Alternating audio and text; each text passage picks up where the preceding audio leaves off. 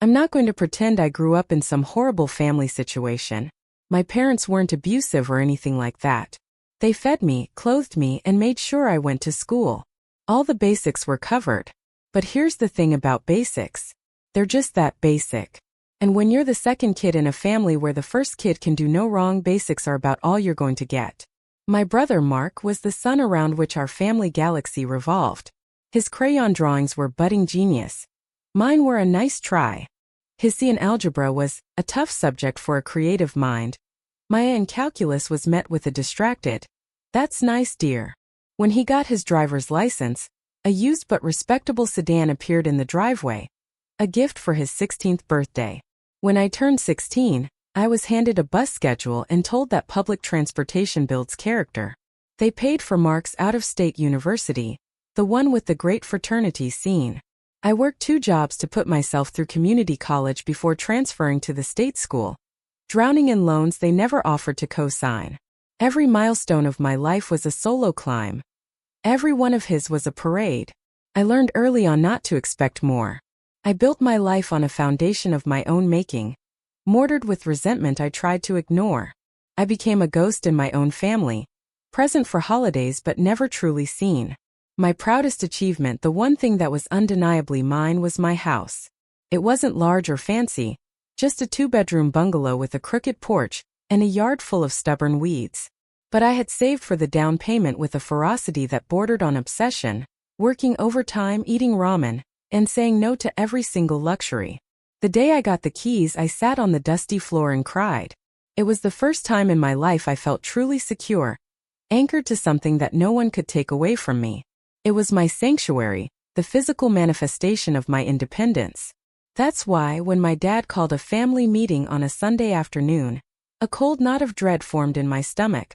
These meetings were never good for me. They were always about rallying the troops for Mark.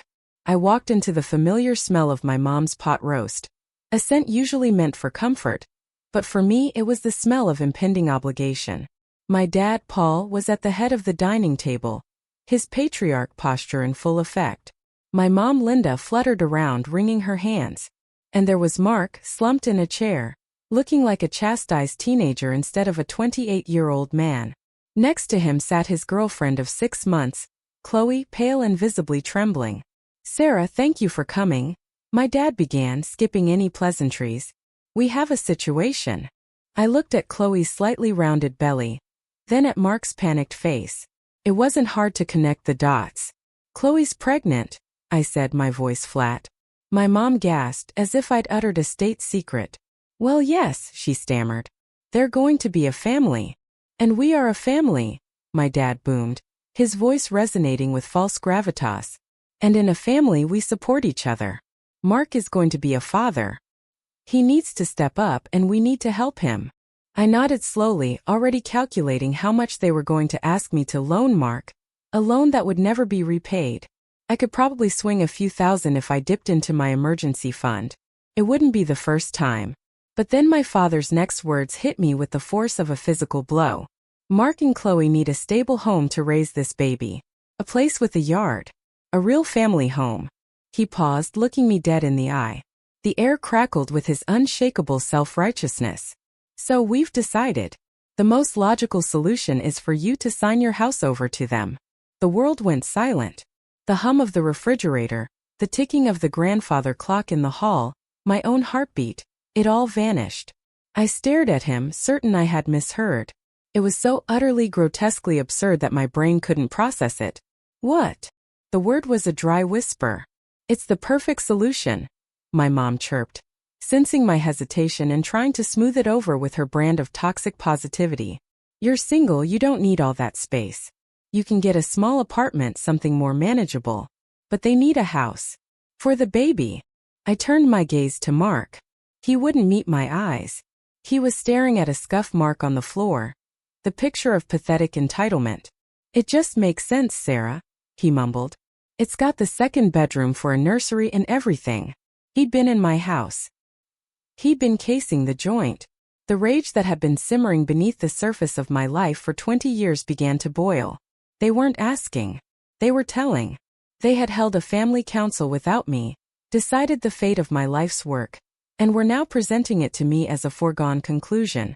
They saw my house, my sanctuary, not as mine, but as a spare family asset to be allocated to the one who mattered. I felt a dizzying out-of-body sensation as years of slights flashed through my mind. The bus pass, the student loans, the birthday I got a sweater while Mark got a car. The way they celebrated his promotion at a dead-end job while barely acknowledging my degree. I wasn't their daughter. I was their backup plan.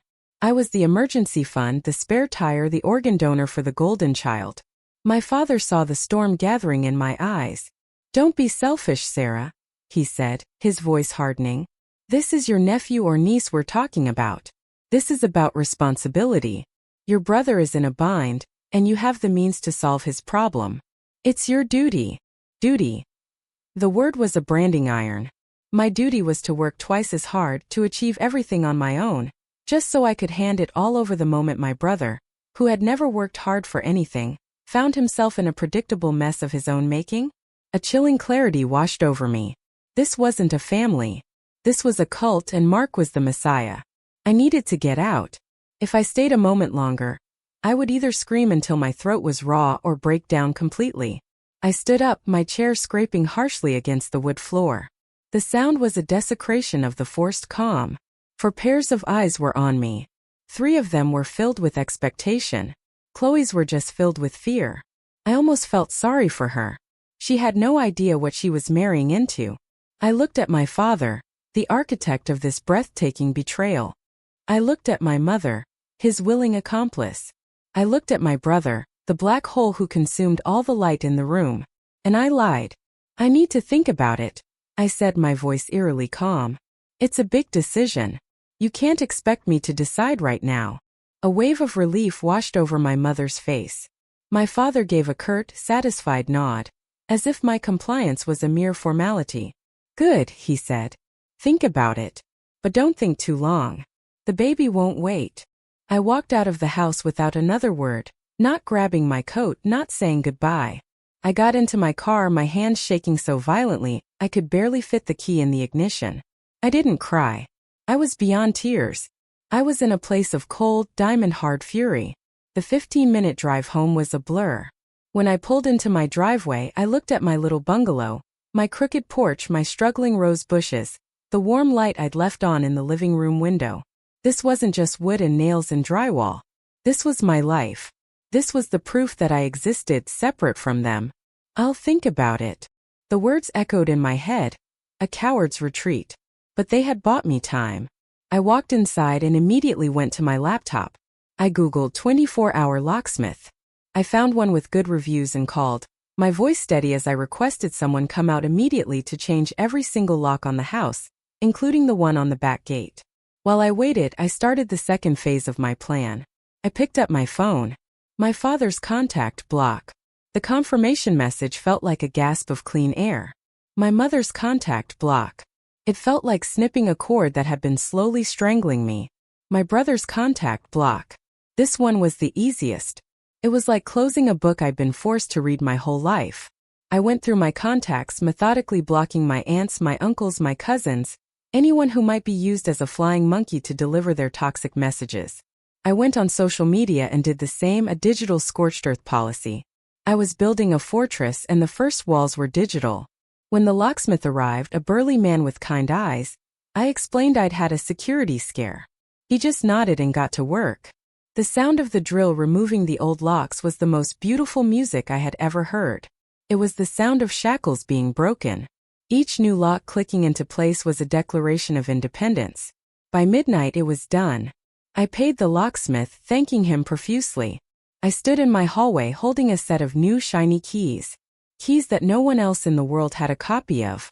The exhaustion hit me then, a bone-deep weariness. But as I walked through my quiet house, I felt a new sensation. Peace. A profound, unshakable peace. The next morning the barrage began. My work email, which they'd never used before, was the first front. From Paul. Subject. Urgent *, Sarah, your mother and I have been trying to call you. Your phone is going straight to voicemail. This is not the time for childish games. We expect to hear from you today with your decision. The lawyer needs to get the paperwork started. *, I deleted it without replying. An hour later another one. From Linda. Subject: please call me sweetheart. Sarah, I'm so worried. Are you okay? Did we upset you? We only want what's best for the family. Please just call your mother. Deleted. Then came the text to my work phone, which I had forgotten they had. A dozen messages from Mark. Sarah, WTF? Dad's losing his mind. Answer your phone. Are you seriously going to be like this? This is for my kid, Sarah. Your nephew. You have to do this. It's the only way. I blocked his number on that phone too. The climax came that evening. I was sitting on my couch, wrapped in a blanket, when headlights swept across my living room wall. A car door slammed. Then another. I didn't need to look. I knew. The doorbell rang, a sharp, angry chime. I ignored it. It rang again and again, followed by furious pounding on the door.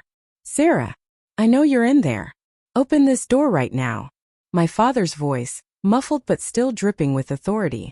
I sat motionless, my heart thumping against my ribs. This was the final test. Sarah, please. My mother's wail. You're scaring us. Just talk to us.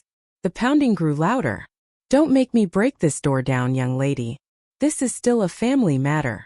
I slowly got up and walked to the door, my new keys feeling heavy and real in my pocket. I looked through the peephole. My father's face was a mask of purple rage. My mother was weeping beside him. And behind them, leaning against the car, was Mark, looking impatient and annoyed, as if this was all a tedious inconvenience on his path to getting what he wanted. That was the moment the last wisp of familial sentiment died in me. I didn't open the door. I just spoke, my voice loud and clear enough to be heard through the solid wood. Go away. There was a stunned silence. What did you say? My father roared. I said, go away. I repeated, my voice stronger now. This is my house. You are not welcome here. The answer is no. The answer will always be no. There is nothing to discuss.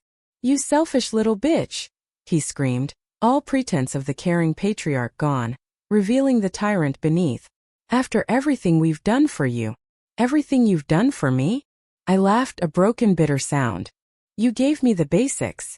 You gave me the bare minimum. You fed and clothed me. And you think that entitles you to the fruit of my entire life's labor? You think my purpose is to clean up his messes? He's your brother, my mom sobbed. And what am I to him? What am I to any of you? I'm nothing. I'm a resource. A line of credit. A spare house. I shot back, the words I'd swallowed for decades finally pouring out. You've made it perfectly clear my entire life that he is the one who matters. So, you can figure this out for him. You can buy him a house. You can co-sign his loans. But you will not touch mine. This is where it ends. There was another silence, a heavy, dead thing. Then I heard my father mutter, Fine. You're no daughter of mine. I know, I said softly to the empty hallway. I never was. I heard them retreat, the car doors slamming with finality.